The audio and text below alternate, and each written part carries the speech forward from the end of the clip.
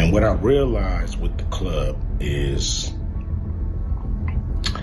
what makes them so mad is when you don't want to be a part of their club. And women, black, white, yellow, green, and blue, started talking back, and it was interesting. We were cutting the film. He the white woman, and they tried to electrocute him, but it didn't work. And he became sort of a cult hero. No, not that one. That was the other awful one. But there are allegations that Hollywood functions like a sinister organization, with claims that figures like Jay-Z and Oprah will do whatever it takes to stay at the top. Supposedly, this dark force has found a troubling way to profit by exploiting and degrading many young people, especially female artists and black artists. However, Ice Cube is not afraid to speak up about it. Or whoever you're talking to, you said, The View didn't want to have me on. Then he said, even Oprah Winfrey didn't want to have me on. You know, when you're trying to promote your big three, you're trying to build your business and all this other stuff. And at that time, some people are like, well, you know, why don't they want to talk to this guy? Why wouldn't they want to talk to him? And then you say, you give him the, you know, maybe it's not, if you were to maybe put a new song a year ago, my visualization would have been, instead of saying maybe the title would have been media. Right? Let's just say, if you chose to make a comeback. So at this point of being in this business this long, Hall of Fame, Walk of Fame, you name it, you got all of them, right? Who has the most power in the entertainment industry?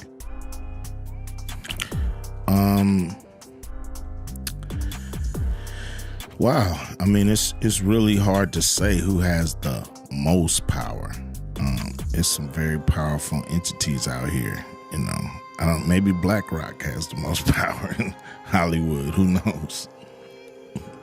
You'd say BlackRock. I wouldn't disagree with you. They're on BlackRock. Vanguard, State Street, those guys. maybe they have the most power in the entertainment industry. You think more than like a Lucian Grange? Yeah, he's just, you know, he could be fired. He could be fired. Yeah. Leor, even these guys could be fired. Yes. Okay, got it. So you're going straight to the top. Who has the most power? So you think there's so much power that if they wanted to not have a guy like you be heard, they would do their best to not have a guy like you be heard? Yeah. I mean, it's a little too late. I got a lot of records out there. I'm heard. Right. So, do you know who Sonny Francis is? No, who's that? So Sonny Francis is, Google Sonny Francis. Are you familiar with the Colombo family? Yeah, I've heard of him. You ever seen the movie Mobster with Christian Slater, with you know, you hear the story about Meyer Lansky, Frank Costello, all those guys? Yeah, okay. Yeah. So Sonny Francis is probably one of the most feared mobsters of the last 100 years. And he did 55 years in jail. Wow. He died, I think, Rob, at 103 or 104 years old. If you can go down and see what age he is when he died, 103. So he and I met 3 times in the last 2 years before he died. Yeah. I was trying to do an interview with him. And I'm in New York, and I take him out to lunch, and we're sitting down, we're talking, and I'm asking about his experience with Meyer Lansky. I'm asking about experience with all these other guys. And he was very comfortable throwing, you know, the people of power, the government or the money people under the bus, but he was no way going to throw any of his peers under the bus at all. Yeah. Even if you said to him, so, Sonny, what do you think about Bugsy? He'd said, you'd never call him Bugsy to his face. To you, you can call him Mr. Siegel. That's how he was. Yeah. That's this guy. If you ever read about this man, he is as legit as they get. Some stories about one guy at their house flirts with his wife. You can read what he did to that guy afterwards. Wow. Okay, so he's one of those heavyweights.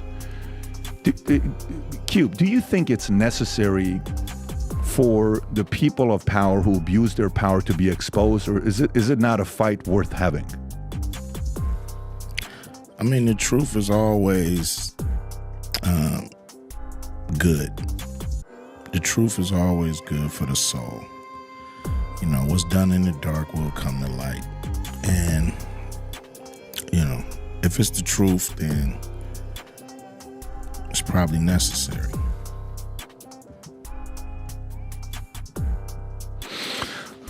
You think the entertainment industry is going through major disruption or not yet? Yeah, man, because the entertainment industry has to deal with artificial intelligence, artificial art, artificial influence, artificial inspiration, artificial, pictures, movies, music. Yo, what's cracking? You know what it is. It's your homeboy Ice Cube. And some of you may not have realized that I'm not part of the club. And a lot of you listening to me right here, right now, you're not part of the club either. And what I realized with the club is what makes them so mad is when you don't want to be a part of the club. That pisses them off. What club am I talking about? I'm talking about the club of gatekeepers that we all got to deal with. You know who they are, and they definitely know who they are. A lot of people would be like, what? Who? Come on, man, stop playing. So, ever since I put out the contract with Black America, they've been me. Here and there, this and that. But it's cool, I expect that. I've been working with, on the big three for a long time, and you know how they me with that. I done made it, plain, simple, and clear what they've been doing. The NBA been now. A lot of people might say, like, well, but Cube, you want to work with the NBA? Really, I don't give a working with the NBA. What I want them to do when I say work with us is to stop working against us. Stop doing that bullshit behind the scenes that we know you're doing. Mainstream media, they ain't us. And that's cool. We can do it ourselves, you know what I'm saying? We still on the rise without these motherfuckers. So, we don't need them, you don't need them. So, what am I gonna do to deal with these gatekeepers? Well, what I'm gonna do is go on a gatekeepers podcast tour. And I'm gonna go talk to everybody, and get a chance to get my message out to the people. Be able to let people hear from me, and you might agree, you might not, but the important thing is, for me to go on these platforms, say what I feel about what I think. And, some people may get pissed off because I'm going to talk to everybody. I'm not playing. And it's gonna be a crazy summer. It's gonna be fun. Appreciate y'all. Always support the big three. Hopefully I'm doing stuff that you guys dig. I'm not doing this for me. I'm doing this for people that's bored as summer with summer sports and want something cool like the big three. So here we are. Appreciate you. Much love, much respect from your homeboy Ice Cube. Remember that. Ice Cube has not backed down from expressing his opinions about vaccines, and that has made his Hollywood dreams falter one too many times. Ice Cube was shockingly passed over for a major $9 million role due to his refusal to get vaccinated. And I didn't feel safe. But they told you were safe. I know what they said. I know what they said, and I heard them. I heard them loud and clear. All right, so get this. Rapper and actor Ice Cube says that he didn't shoot a movie because he didn't want to get a COVID vaccine, and it cost him millions. I turned down a movie because I didn't want to get the jab. I turned down $9 million. Damn. Because I didn't want to get the jab. You didn't want to get, that jab. And y'all for trying to make me get it. Okay, well, Ice Cube confirming reports from 2021 that he missed out. Insiders, however, claim that the vaccination was merely an excuse. According to reports, Hollywood elites like Oprah Winfrey allegedly did not want Ice Cube to complete the film, as they were already planning to cast another actor in his place. While the audiences love the millennium-defining billionaire host Winfrey, the industry has more sinister things to say about her. Ice Cube goes on to sadly reveal that he is apparently shadow banned from her show. So Rose McGowan has put Oprah on blast. He seemingly suggested in the caption that Oprah knew the Hollywood producer was mistreating women. He took hold of me and stood me in front of the mirror. And he's like touching me, rubbing me, and he's like, just relax. And if we make this just about Harvey Weinstein, then we will have lost this moment. You know, I tried to go on The View. They didn't have me on The View. Why? Well, a few of the guests just really didn't like where I was coming from. So, or a few of the hosts, I mean. So that's what I was told by the producers. You know, I don't know if the producers was just copping out and using some of the hosts to not have me come on and explain myself, but... You'd be a good booking for them. I've been on there before. Yeah. You know, it's just when I've became an independent thinker, when I've, you know, I'm not, you know, I don't follow their brand of politics, I guess. But if you can't think for yourself, then you're not really free, are you? No, you're not. You're not. But I've been excluded. I've been excluded on Oprah, you know. On Oprah? On Oprah, yeah, I've been excluded. Yeah, man. I would think you'd be the person Oprah would want to promote. I mean, you grew up in South Central, you were successful at a young age, you have dignity, you say what you think. Like, I thought that was the goal.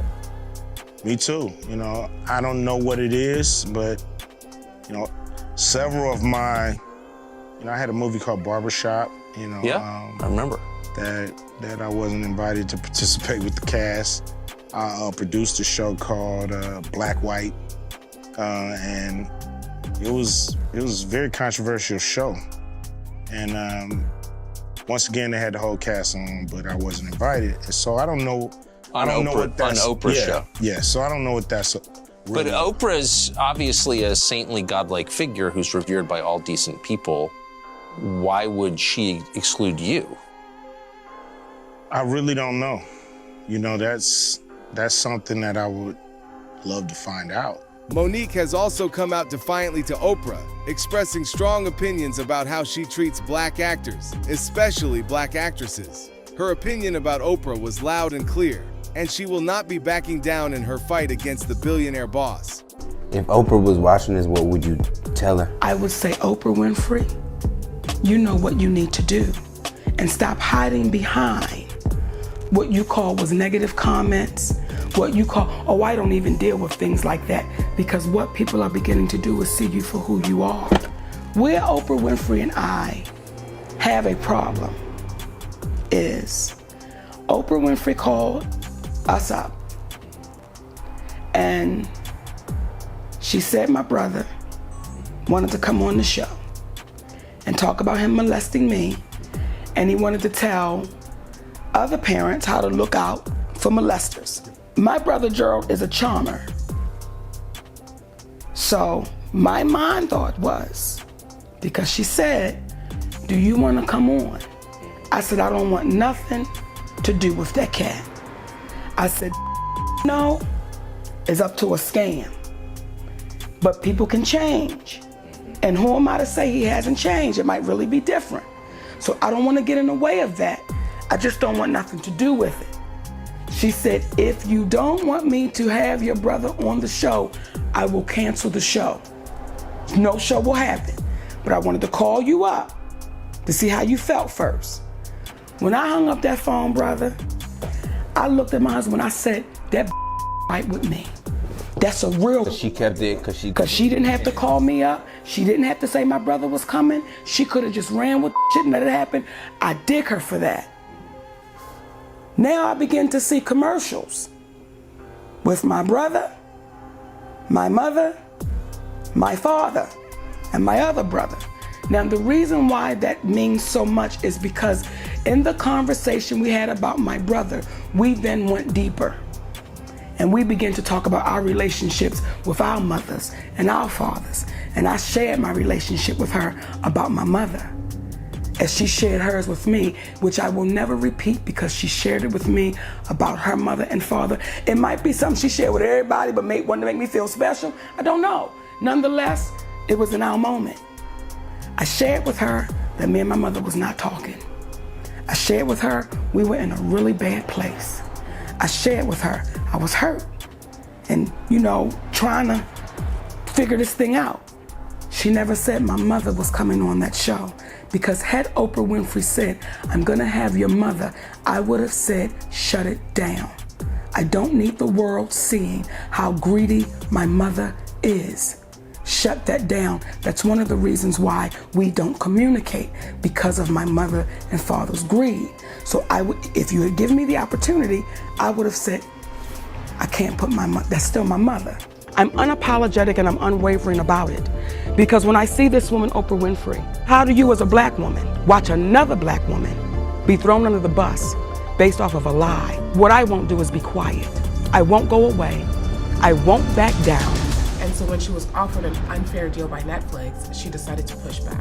The offers just didn't make sense. If we continue to accept these low offers, however do we make it different and make a change? I've got to speak up and speak out. And I've got to say it's blatantly unfair. What was unfair about it? She was offered $500,000 to do a Netflix special, a comedy special. The problem is that other comedians, like the Amy Schumers of the world, is that she's getting offered $10, $11 million. $500,000 is still a lot of money, but then when you find out it's $500,000 versus $11 million. This is where Denzel Washington drops in. He is not afraid to talk against the greats of Hollywood, including revealing the pretense of Oprah in systematically undermining issues such as pay disparities between black and white actors, among others. Denzel Washington, a genuine advocate for black artists. Amid the controversy surrounding Oprah Winfrey and her alleged mistreatment of black actresses, one figure has emerged as a shining example of what it means to be a true advocate for black artists in Hollywood. That figure is none other than Denzel Washington, the Academy Award-winning actor whose career has been defined by his unwavering commitment to uplifting and empowering his fellow performers. For decades, Denzel has been a vocal advocate for black artists in the industry, using his platform and influence to speak out against the systemic racism and discrimination that have long plagued Hollywood. He has been a constant presence in the fight for equal pay, equal opportunities, and equal recognition for black performers, and his efforts have not gone unnoticed. What sets Denzel apart from other advocates in the industry is his genuine passion and commitment to the cause.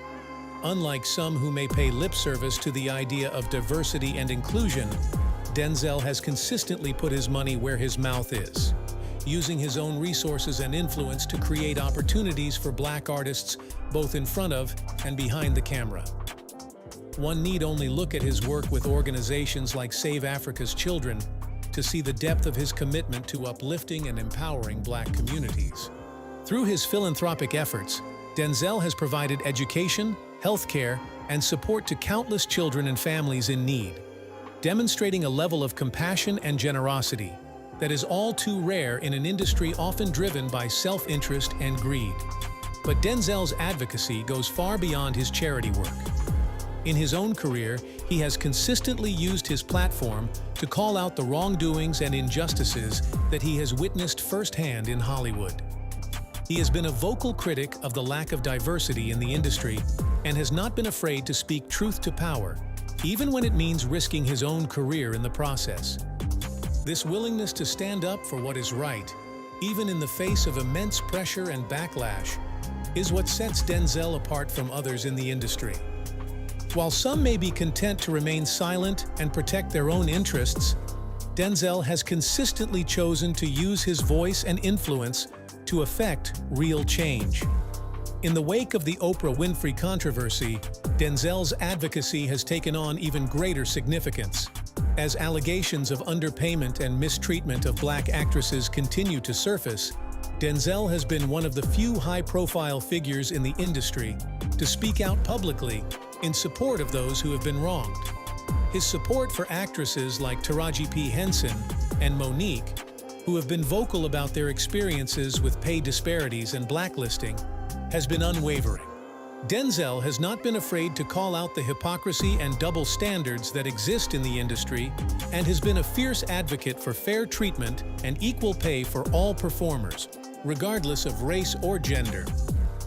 Fighting stereotypes.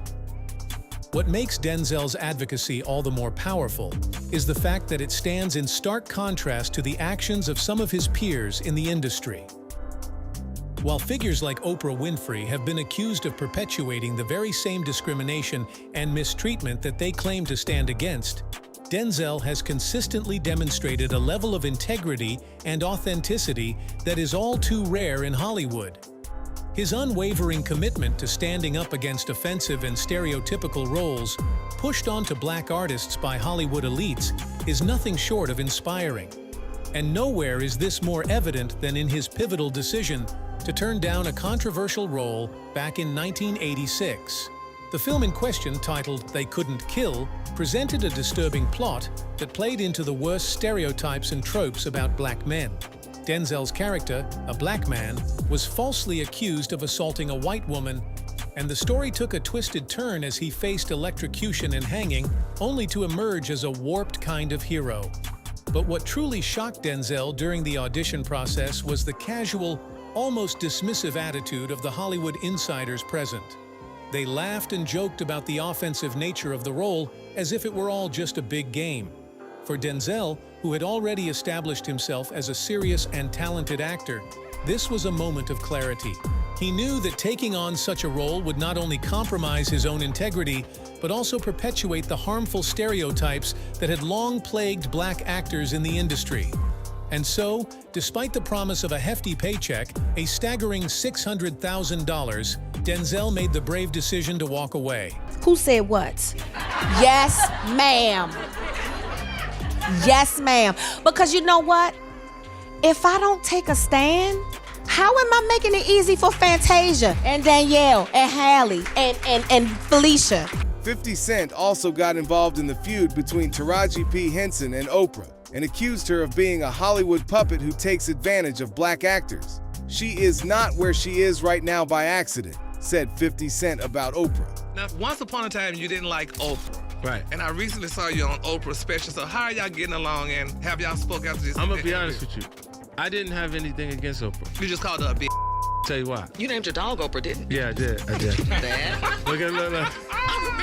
No, look, every time she made a mention to hip-hop culture, it was something that was wrong with it.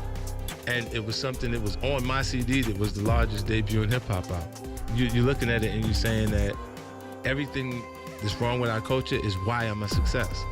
Wow. So when I actually got a chance to talk to her, she was like, I never thought about it like that. He never told nobody not to work with her. When I talked to him, he was like, nah, I never told no one not to work with her. And I said, but you Tyler Perry, and you never told anyone to work with her. Wow. You know what I'm saying? And he was like, I never looked at it like that. Because I said, you just got to consider how strong your influence is at that point. So, what do you guys think? Is Oprah going to reign supreme on her bed of billions, or is she the next one to go down? Let us know in the comments below. And if you like this video, hit that subscribe button so you never miss out on any new videos. And until then, fam, keep it real.